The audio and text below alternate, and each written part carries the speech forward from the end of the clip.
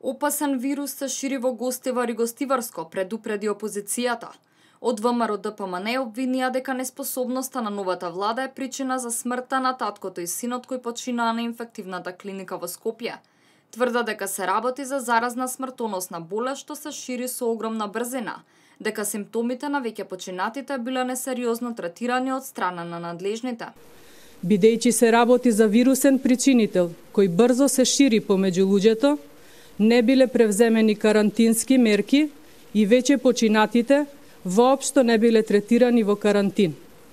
Па така, постојат сериозни индиции болеста да е расширена и помеѓу луѓето со кои биле во контакт, како и здравствениот персонал кој работи во Гостиварската болница и на Скопската клиника. Според нашите информации, причината за немањето диагноза за причинител, од која починаат 2 лица, а 6 се во животна опасност, е тоа што нема реагенс во Институтот за јавно здравје. За ова директна одговорност носи министерот Таравари.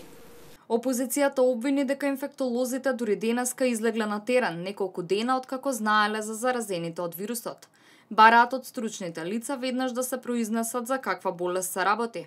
Во овој момент не би сакале да предизвикаме паника кај граѓаните, но уште еднаш повторуваме дека се работи за сериозен вирус кој се шири во Гостивар и Гостиварско и бараме веднаш стручните лица да не молчат и веднаш да се произнесат за каква болест се работи и да објават како би можеле граѓаните да се заштитат.